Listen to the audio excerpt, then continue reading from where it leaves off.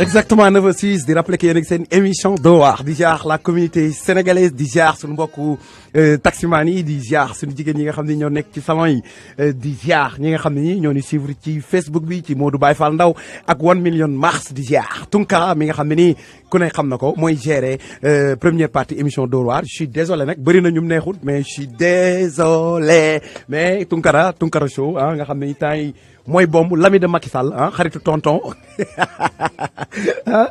di bëggee la communauté sénégalaise di bëggee ñëpp ñi nga xam ne dañuy safoo émission Dóor waar ils sont nombreux ñi nga xam ne dañuy topp émission bi di ko suivre ah di ko support ah ku ci mel ne Moussa Versailles du ma tay di ko wax di yëkkati xaalisam alal di ko ci def bëri na ils sont nombreux ñi nga xam ne dañuy suivre émission Dóor waar Moussa ah di ku yàlla baaxal ah di bëggee la communauté sénégalaise di ziar la 50 états yëpp ñu ngi leen di bëggee ah di leen nuyu di leen ziar di leen jox seen wàccuwaay suñu mbokk jaaykat yi ah ñi nga xam ñi ngi si tali bi instant bi di Dóor waar kon ni ñu koy waxee ñu ngi leen di ziar suñu taximaan yi di Dóor waar ñu ngi leen di ziar suñu jigéen ñi létt di Dóor waar ñu ngi leen di ziar xam nga Dóor waar moo wóor ah yi ci des yëpp ay blabla la en tout cas dellu di la ziar Tunkara ziar naa la. well gars yi maa ngi leen di ziar Modou maa ngi lay ziar di rafetlu vraiment toujours comme ni ñu koy waxee. je suis désolé nag de dafa am ñooy déranger ah je suis désolé. en tout cas adduna moo mel noonu yonent yàlla sax bi ñuy indi lu baax dafa doon déranger ci ñenn ñi donc dafay am rek dafay am ci société parce que comme niñ koy waxee sam pap dafa daan ne mu ne booy def dara te déranger wul kenn rek peut-être li ngay def moo safewul amul njariñ donc c'est vraiment comme niñ ko mën a waxee rek on est désolé mais dafa am ay responsabilités yoo xam ne dañ ko am tey nag ñu bëggoon ñëw rek concentrer responsabilité yooyu ci li nga xam ne moom mooy bàyyu mbir mi mooy 1 million marche li nga xam ne di yëngu-yëngu yi ngeen di dëkk ci dëkk bi yëpp moo ko yëngal 1 million marche daal moo tere nelaw gaay yi moo tere taxaw gaay yi moo tere lekk gaay yi moo tere toog gaay yi donc gaay yi dañu xam ne que y a quelque chose qui se réalise dans la vie bi mu réaliser Amérique changé na ko bi mu réaliser waatee Amérique changé waat na ko donc mi ngi waaj a réaliser wu Sénégal donc doomu sénégalais yaa ngi jóg te niñ ko waxee ñun xam nañ ne mbir mi ci terrain bi la donc incha allah on appelle tout le monde et on invite tout le monde sur le terrain donc tuutaluñu kenn nag ngeen jéggal ñu parce que comme niñ koy waxee ndeysaan yenn saay waxin am nu mu demee ndax defe naa budul dara fan yi rek di ngeen dégg toujours comme niñ koy waxee Tunkara a trahi Assane Diouf Tunkara a trahi son frère mais j'espère bien que mon frère il se battait contre Macky Sall donc kooku man tamit bu ma ñëwee dama battre contre Macky Sall je pense que les gens sains ñi nga xam ne seen xel yi mi ngi dox ak seen bopp yi ñu ngi dox ils savent que je continue ce qu'il faisait yeneen yi yëpp yi ngeen di dégg comme ni ñu koy wax ay coowu caaxaan la parce que ñun li ñu tax a jóg mooy Sénégal mooy réalité bi xam nga toujours ndeysaan damay dajeeg ñu bari ñu ne ma Tunkara comment doo def ci lii comment doo def ci lële xam nga maam yàlla bu ñëwoon rek ne tey kër Tunkara lay taw dañuy ne yàlla dafa selfish xam ngeen li may wax donc yàlla buy taw fépp lay taw donc il faut ñu comprendre ne que le problème du Sénégal c'est pas une seule personne balaa Assane Diouf di dem ci kaso bi y avait un jeune named Ousseynou yooyu ci biir mbir mi laa ko xam ak yeneen dégg na ay centaines de personnes ay milliers de personnes ñoo toog ci prison Sénégal yi tey kenn faalewu leen loolu laa bëgg a def sama priorité man Tunkara man personnellement li may def sama priorité mooy injustice bi nga xam ne moom mooy dox ci dëkk bi parrainage bii nga xam ne jaarewul ñu ko yoon politiciens yi nga xam ne tey maanaam Sénégal gis ngeen li may wax par exemple bu neexee dañuy ñëw langaamu sa ginnaaw wop waa ji la bu tàngee rek ku nekk wuti boppam xam nga mbir mi mënul demee noonu c'est la réalité de notre vie parce que àdduna mënul neex di dem rek mënul neex di dem il faut muy neex di naqari il faut muy jafe di yomb mais sénégalais ñun dañoo bëgg lu yomb comme niñ koy waxee dañu bëgg a toog suñu kër yi ñu délivrer ñu suñu ay lekk ñu jox ñu suñu ay ndox bañ nañ ko ba ndeysaan naka lañ ko tuddee ñu defal ko tur ñu tuddee ko sax mbaraan tuddee ko góor day mbaraan jigéen day mbaraan gaa yëpp ñaari yëpp ay mbaraan donc yooyu ak yeneen problème yu ñu am aussi polygamie dafa mel ni feebar ci famille si suñu famille ndeysaan ñun ñëpp ay doomu wujj lañu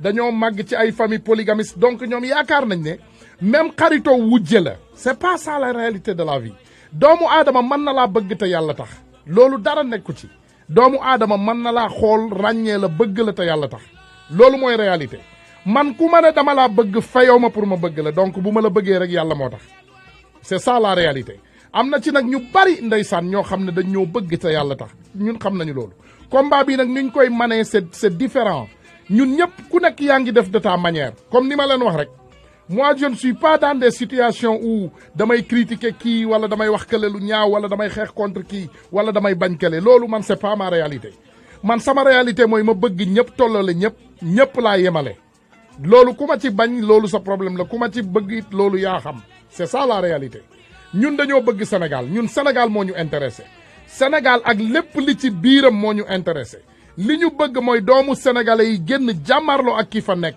muy jimboor yi maanaam dañ ko jox réew mi mu bëgg a soppi mbir yi xam nga maanaam dañu amoon par exemple disons ma ne naka laa ko mën a waxee mu leer dañu amoon bëre lamb maanaam ngeen jéggal ma xaaral ma wax ko saraxole balaa ñu koy jël di ko interpréter waat fanke ña ñoo kaara fanke déglu leen ma de parce que bu ma ko waxee ci wolof bu jubul gars yi dañ koy jël lëbëj affaire yi donc léegi nañ ko jël rek wax ko ci saraxole comme ça léegi ngeen dem wuti ay livre saraxole ku bëgg interprétation voilà léegi li leer ba leer mooy fanke nga nay ñaana debe nga fanke awa allanta programme nu mu ngi changé ne voilà léegi boobu sànni naa ci français donc ngeen jëlaale boobu li ma bëgg a wax mooy bëre bu amee ci ab réew dañuy jël ay loi yu wóor ñu teg ko ci kaw tali bi dañuy ne lii mooy ruulu bëre bi maanaam lii mooy li nga xam ne moo ci la ñuy bëre combat bi nii lay jaaree arbitre taxaw ne kii day jàpp fii kale day jàpp fii kale day jàpp fii nii lay demee mais léegi yow manoo boo ñëwee buñ la daanalee ci bëre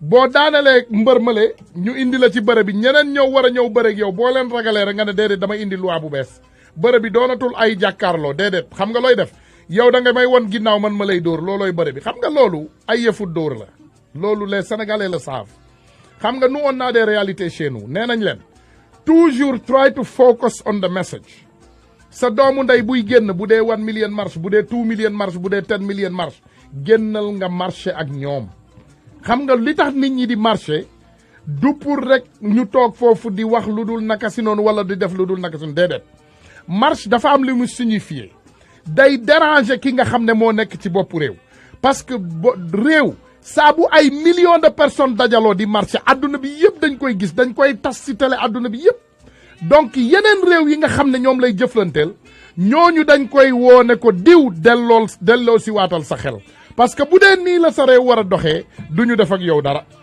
boo leen déggee tey ndeysaan Rwanda dama koy déglu tey ma am gàcce Rwanda ni mu gêné may déglu ñu naan c'est parmi Kigali Paul Kagame Kigali dëkk capitale Rwanda ci dëkk yu gën a set ci àdduna bi la bokk c'est parmi les villes les plus propres du monde maanaam ñu dem ba koy tekkaleeg New York City mais ñooñu imagine leen ñooñu ay africain lañu comme ñun xam nga mën ngeen jël mbir mi di ko teg tubaab yi waaw France la waaw Mali la waaw non Éthiopie la waaw Italie la déedéet bàyyi leen mbir moomu on est des africains ni ngeen di balee seen kër yi muy set ni ngeen di xeexalee seen frères ak seen sœurs yi seen biir kër yi génn leen ngeen xeexal ko Sénégal génn leen ngeen nettoyer ko seen dëkk bi foo nettoyer mu set bu ma nee nettoyer nag commencé leen ko ci jikko yi parce que daan nañ ma wax man mii toog fii daan nañ ma wax damay ànd ak ay nit ñu may moytuloo naan ma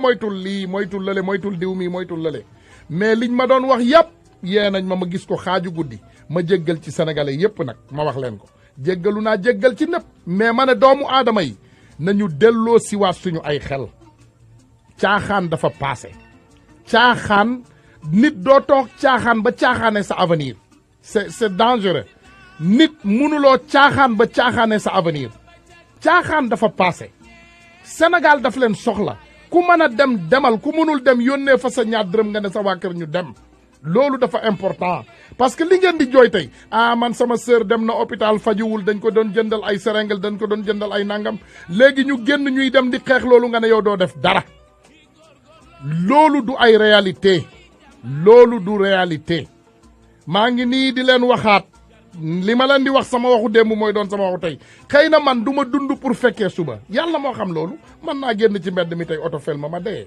that's possible xëy na Tunkara du dund pour waxaat leen lii suba ndax gis ngeen yi may vécure nii yëpp gis ngeen doomu aadama yi yëpp xam nga tey man mënoon naa ne sénégalais ils sont maanaam duñu gis comme par exemple duñu gërëm ñamu daaw defe naa waxu wolof bi loolu la ñuy wax duñu gërëm ñamu daaw mais I didn't say that I didn't worry parce que dama xam ne doomu aadama bu nekk ci àdduna bi you have to live through challenges ay challenge yu bizarre am na ay doomu aadama yoo xam ne tey amuñu lu ñu reeree donc man naa ne alhamdulilahi rabbil alamin am na ay doomu aadama yoo xam ne tey mënuñoo génn seen kër tey dem faju ji suba loolu tamit man naa dellu siwaat ma ne alhamdulilahi rabbil alamin am na doomu aadama yoo xam ne sax am nañu lépp am nañu alal am nañu lépp waaye mënuñoo jóg seen kaw lal yi génn ci biti donc loolu tamit naa ci dellu siwaat ne alhamdulilahi rabbil alamin yàlla may na ma wér yàlla may na ma lu ma lekk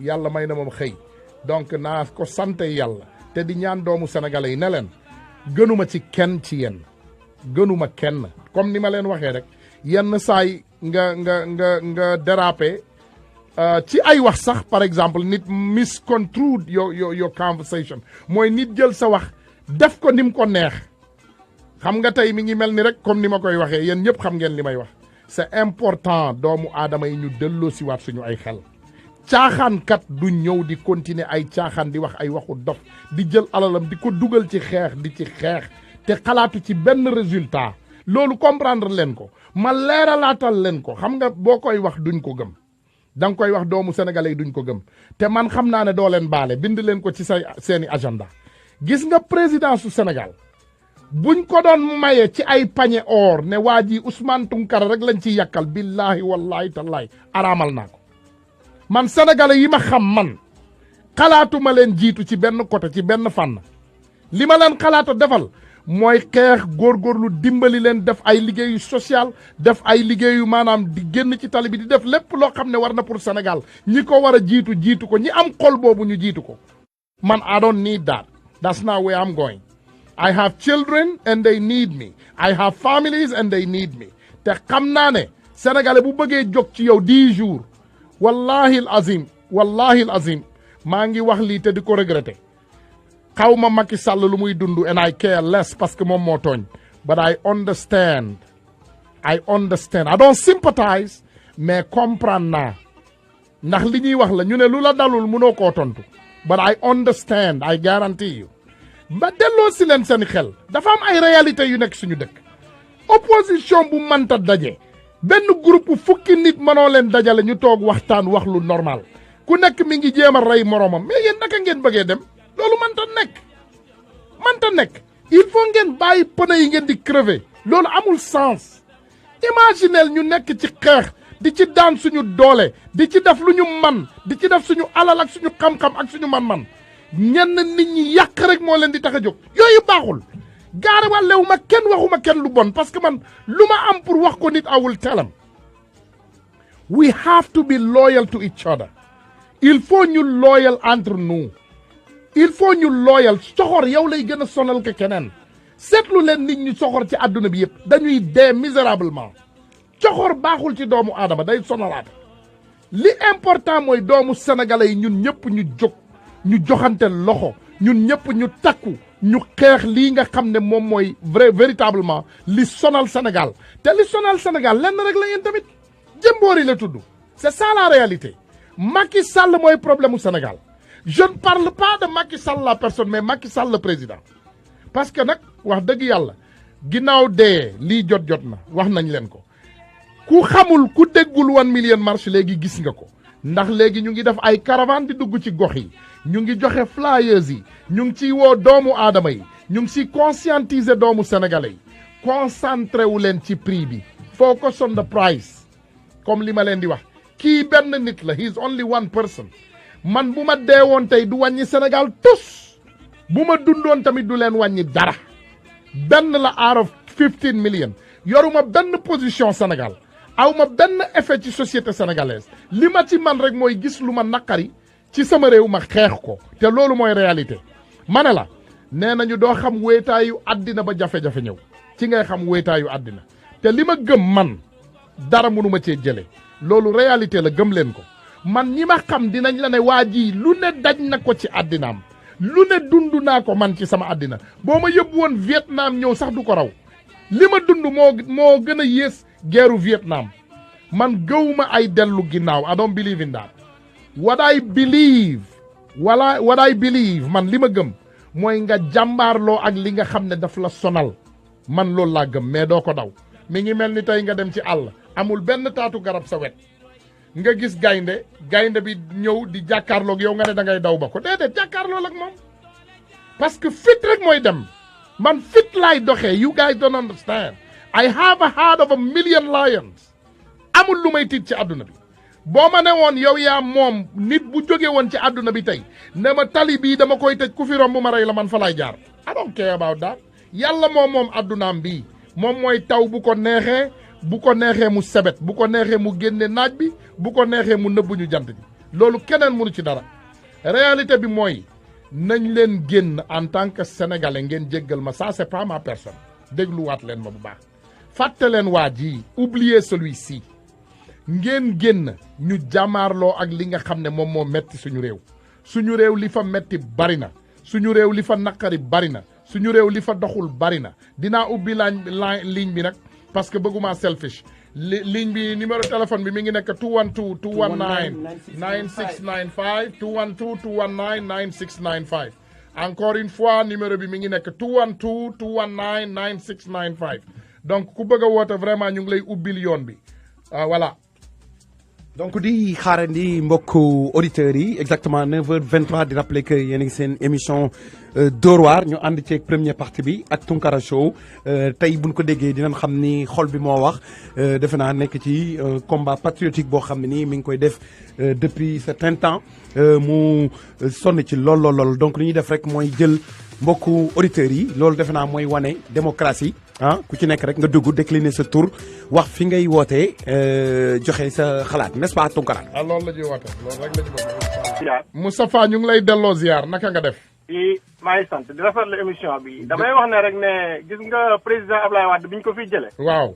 yàq gu metti ak corruption mu metti moo taxoon ñu jëlee ko fi. ba am yaakaar ne kii bu ñëwee aussi dinañ jàppale. dëgg la parce que kuy wax ne président mënu fa dindi corruption ak guerre ak népotisme da ngay wax lu la neex. yow sa bopp dëgg la. parce que décision yi ci kaw lay jóge. c'est ça la réalité bu fekkoon ne nii tey. ministre bu def corruption wala ministre bu jalgate président wàcce na la ñu investiguer la tëj la. bu baax kooku waxuma la ministre dootu ko def waaye maire bi gën a tuuti sax du ko xalaat ba di ko def. dëgg la donc corruption bi guerre gi ak népotisme bi nga xam ne moom la ñuy bañ ci réew ma président de la république Macky Sall moom moo ko jiite.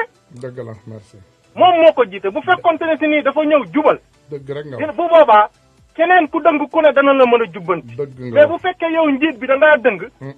doo xalaata jubbanti keneen bu fekkee sa lépp da nga koo weer ci politique da nga koo weer ci politique. dëgg la. moom moo ko bañ ba ne. dëgg la. ci élection la passé moo ko bañ ba ne. képp ku demul politique yi ba ma gañe bu soobee yàlla da nga wàcc. dañ a gañewul seen commune ñëpp daf leen a dàq après. n'est-ce pas. dëgg la. donc kooku mbiram yëpp ci politique la ko wéeru ko ci bëgg réew mi. loolu rek mooy dëgg jërëjëf. mais di la xamal ne aussi li ñuy wax guerre ak corruption. na ma mbokk moom mu jéggal wax. mais kooku ca bopp ba ca kaw lay jóge wàcc ba ci suuf. dëgg la bu fekkonte ne ku ko def lu mu tuuti ñu tëj la ci kaso bi. dëgg la keneen du ko xalaata def. loolu mooy dëgg jërëjëf sëñ bi. te décision yooyu fan lay jóge ci administration bi lay jóge du jóge ci keneen du jóge ci population bi. loolu mooy dëgg bu ñuy wut njiit lu jub. dañu bëgg ku ñu jubbanti parce que am réew ñëpp mënta ànd jub. dañ xool ci réew mii ni ñuy doxale. dëgg la. buñ ko defee rek mën a avancer. te bàyyi parparloo bi parce que parparloo bi du ñuy jëmale fenn. nañ bokk réew mi di liggéey ngir réew mi. dëgg la. waaw bismillah mbokk mi kookan laa fay woote. asalaamaaleykum Tunkara. aleykum salaam wa rahmatullah. man la Faye maa ngi woote New York mais dama bëgg rek nga bañ a bàyyi gars ñu yàq sa émission. non du ma ko nangu. ne away sujet bi. dëgg la. tàmm nañ ko rajo bu commencé wax koo xam ne day laal ci xol yi rek ñu bëgg a dugg dem génne si boobu sujet. dëgg la. dëgg la. kii doon wax comme li waa ji di wax rek loolu laa bëggoon wax kii di wax affaire corruption si ñun la Sénégalais yi déedéet suñu njiit yi ñoo ko ñëppi. wax dëgg yàlla. parce que buñ fa bëggoon mu jóge fa ñu jóge fa. loolu mooy dëgg lu waay def mu ànd ak ñoom mu neex leen. ñu ba ko. loolu mooy dëgg. waaye keneen bu ci àndul ñu jël ko ne ko rap kaset wala ñu xam li ñuy def ak moom. le plus corrompu du Sénégal ce n'est rien que le président de la République. dëgg la loolu mooy dëgg. balaa moo nekk président la nekk lay corrompre nit ñi ba mu ko nekkee mu ngi nii sàcc bi gën a rëy it moom la. dëgg la wax ci mu jëlee alal. dëgg la loolu mooy dëgg. loolu mooy dëgg. ay milliards kenn du ko lijjanti de dañ koy liggéey te moom ay milliards am doo ma ne mu ngi ko liggéey en quelques années. milliard 1 milliard sax mënoo kaa liggéey en un an wala en 10 ans. même boo ci lekkul. boo ci lekkul dara moom fan la ko jëlee. amul business amul dara nekkul ci stock market bi gañewul loterie deful dara. loolu kay fenn rek la ko mën a jëlee fu dul sàcc moom naka lijjantil nit ñi. dëgg la loolu mooy dëgg jërëjëf. loolu mooy dëgg. jërëjëf merci. voilà encore numéro bi 212 219 9695 encore 212 219 9695 mbokk mi kookan laa fay wootee bismillah. asalaamaaleykum kii Diop la bu ñu wootee New York. Diop ñu ngi lay nuyu di la ziar. bismillah ñu ngi leen di ziar den ñaaw yàgg Baye Fall Ndaw. jërëjëf ñu ngi dellu ziar. waaw bëgg leen a xamal rek ni leen lenn bu la neexee ba suba taxawal di bàkku ni maay doomi diw ku nekkul doomi diw ku nekk ku bañ ku ne doom maay doomi diw ku ne da ngaa nekkul doomi diw. ah doomu sëñ Touba yaa ngi koy def te suñu ay xarit lañu. ñëpp a koy def ku ko deful da ngaa am ku la ko defal. man de je suis fier de mon papa. Macky Sall taxaw fi bind li wax ne moo. nangam. Macky Sall mënul wax li mu doon ñu wax nañ dem wax ko président. vraiment nañ ma bàyyi waay. ku ci duggati di wax loo nga xamante ne àndut ak yow. vraiment ndax ñoom seen rajo bañ nañ ko duñ jël kenn. ci vraiment suuf la ñuy jël nit ñi. vraiment wax dëgg yàlla jërëjëf merci voilà. encore numéro bi 212 219 9695 mbokk mi kookan la ak fooy wootee. maa ngi woote fii ci Philadelphie maa ngi ziar di rafetlu émission bi. jërëjëf. di la félicité nag. waaw métti na trop yow parce que yow li ngay def nii. yombul quoi. dëgg loolu mooy dëgg. yombul de te aussi gars yi duñ la ci bàyyi. déedéet. ñi le contre bari na te aussi te ñii am na ñoo xam ne ñiy woote mel ni ànd ak yow te dañ laa contre ñu ngi la xool. loolu mooy dëgg booy def pour jaay te nit matul quoi. xam naa ci dara sëñ bi. te loolu kay nit matul te aussi nag li ngay wax ci waa ji Macky daf ñu yëpp quoi. lépp xaalis bi. loolu moo tax transhumance yëpp dem ci moom. xaalis bi mu demoon lebi. loolu rek pari bi. lay jël séddale ko parce que gars yi dañuy am seen part. mu gëm la leen day gagné su gagné yéen ñëpp la leen di jox su paree yéen ngeen xëccoo ko réew mi. loolu mooy dëgg xaj de ku yor yax lay seeti xaj. gis nga boo gisee xaj. boo taxawee fële transhumé pour rien du tout ñoom dañuy transhumé pour seen propre intérêt. vraiment xaj de ku yor yax rek lay fekk pour seen propre intérêt. loolu mooy dëgg jërëjëf. voilà jërëjëf merci.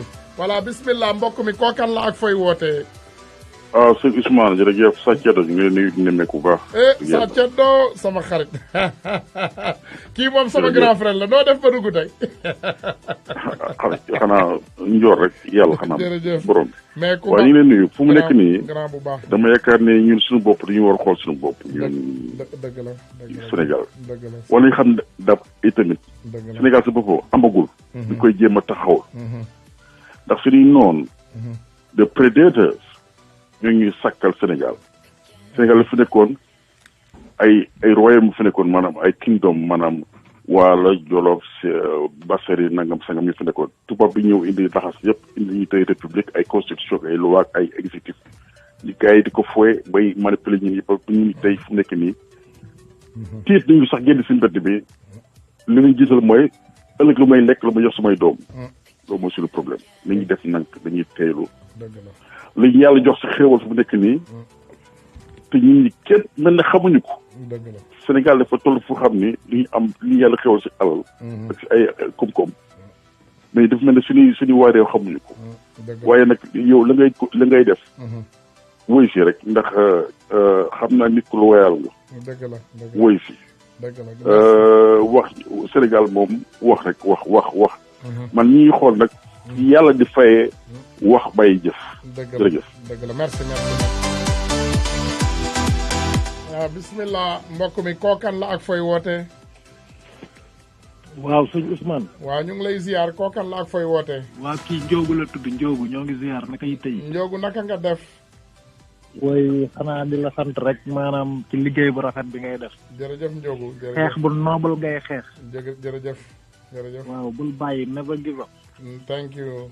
Sénégal moom naa fekk rek lañ gëm naa fekk moo tax li fa nekk mënu faa jóg. dëgg la Ndiogu jërëjëf. waaw mais bul déglu gaa yooyu di wax di sapin yooyu nga xam ñooy woote di saboté live beeg xam nga. dëgg la genre affaire yooyu waaw. dëgg la parce que ñoom ñiy wax affaire corruption mi ngi tàmbalee ca kaw. vraiment ca kaw bu ñu jubee ñi ci suuf jub. dëgg la. Amérique gi yow booy dawal da ngaa ñemee taxaw ci tali bi daw san. dëgg la yoo ko defee ñu jàppal ndax xam nga la ciy fekk. dëgg la. waaye Sénégal bu la neexee nga rey nit sax boo amee nijaay ministre ñu ne waaw kii mooy nijaayam. dëgg la dëgg la. waaw juge daal lay bàyyi nga dem Khalifa Sall lan lañ ko téye ay caaxaan rek. rek ay caaxaan. waaw ñu sax ci ay 95 milliards gars yi ngi fii toog.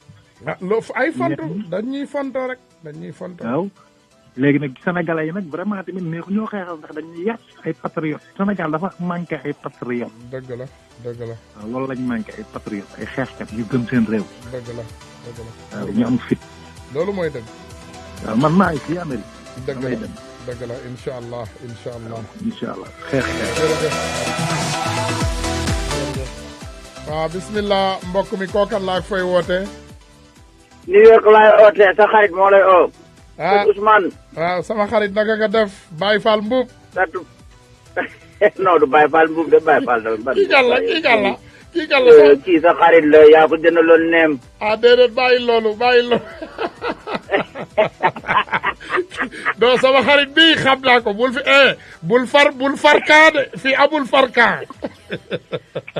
non fii joxe idée la. waaw de toute façon ñun ñoom ñoo bokk affaire bi ñun daal dañu la. yow dóoral li ngay dóor rek. waaye boo paree ñun soxla nañ la ci côté jeex na. déedéet bul ma dugal de non. voilà merci waaw non voilà donc gars yi bismillah encore numéro bi 212 219 9695 encore numéro bi c'est 212 219 9695 waa bokk leen ngeen joxe seen xalaat bu leen mer nag comme niñ leen ko waxee ne soyez pas mécontent lii kenn merewul kenn gaarawallewuñu kenn xeexuñu kenn ñu ngi woo ñëpp 1 million parce que xam nañ ne waa APR sax am nañu kontaanul yéen ñëpp ñëw leen ci 1 million mars bi ñu dégagé Macky Sall jërëjëf voilà encore bismillah mbokk mi kookan ak fooy wootee. noo def waay maa ngi ci jàmm. waaw ñu ngi ci jàmm de ñu ngi lay ziar. waaw alhamdulilah yàlla na yàlla delloo ziar mais dama ne woon xaaral ma participer si émission bi rek. waaw buntu bi. waaw avec beaucoup de respect vraiment ñu ngi rafetlu liggéey bi. waaw merci. di xool coono yi nga si daj yëpp. et puis di la remercier bu baax a baax. yàlla baax na jërëjëf. waaw vraiment combat bi métti na. waaw métti na di nga ci dégg lu nekk mais di courage quoi parce que Sénégal jaroon lépp loolu. jërëjëf merci. Sénégal moom kenn du dem te duñu nangu kenn ku dem quoi. dëgg la.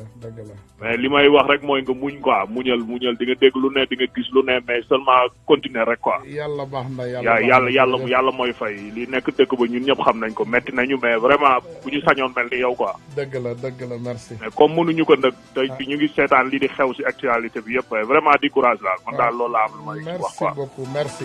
waaw yàlla na yàlla fay ñu. merci. waaw asalaamaaleykum. waaw numéro bi mi ngi nekk Cheikh Anne numéro bi mi ngi nekk 212 219 9695 212. asalaamaaleykum. waaw aleykum salaam wa rahmatullahi wa barakaatuhu. waaw man la Balam Ndukumaan. Balam Ndukumaan noo def. sant rek ñun benn objectif la ñu am non maa la wax benn objectif mooy Macky Sall na fi jóge. loolu rek moo ñu xam nga loolu rek ñàkk na ngor xoolal amul jom ñàkk na ngor mën naa sàcc. loolu rek moo ñu intéressé na fi jóge loolu lañ bëgg. xam nga ni ñu tax tey ñu ngi jël leen jox xaalis ñu tax ñu jaay seen ngor. xam nga ñun jaay ñu suñu ngor ñun dañoo yore suñu ngor. moo tax ñu may tagg suñu bopp. xam nga jërëjëf sëñ bi jërëjëf sëñ bi waaw bismillah encore numéro bi mi ngi nekk 212 219. waaw salaamaaleykum turam dama Ousmane Dramé. macha allah kii de moo ma dugal kii mooy réveil des consciences kii mooy digal rakkam di ma teg ci yoon lu ma wax lu dul yoon nag man maa ko tànnal sama bopp waaye yu baax yi may wax moom wax dëgg yàlla lu ci bari sama frère bi moo ma koy digal bismillah frère. li may wax daal mooy di fàttali nit ñi ne le 29. waaw le 29 bi waaw. le 29 ku mënta dem itam te amuy mbokk Sénégal man ngi leen yabal ñu dem.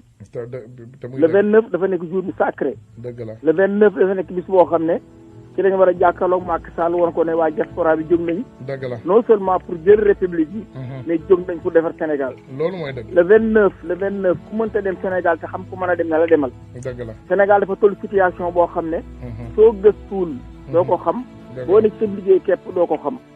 ba tax na fa ab Sénégal a nekk bu mu xeeb gone bu mu xeex mag nit ñëpp dem le 29 ñu daje place de l'Obélisque foofu nag bu ñu fa dajee daanu woon na mag suñu bopp te parce que nun faa jógee li nga xam ne bëgg nañ ko defu ko te li bëgg jàmm képp la li bëgg jàmm képp la réew mi moo sooxe réew mi moo doxul réew mi moo nekkul jàmm kenn ku ne xam ne ne Sénégal kër goo dem genn wàllu xale yi màbb nañu kenn ku ne xam ne ne Sénégal boo gaar na avion université ñu ko bëgg a dem ñëpp professeur dañuy lang ci avion bi dem réew mi doxul doxul yoo xam ne peut-être yàlla dogal na am nañ lu ne comme noonu la demee nag te mbir mi metti na nit ñi nag ñoo koy mën a fajal suñu bopp les Nations Unies article 35 jox nañ ordre pour ñu riposter à notre façon pour récupérer notre indépendance des na ci nun kenn du jóg duñ ko lijjanti du Mauritanie du Gambie du Guinée nun Sénégal yi ñoo mën a jóg lijjanti mbir mii amul benn président bu ma sa baax benn rek bu ma sa baax mu si fay jaar benn bu baax ndax buñ fekkoon ne baaxoon nañ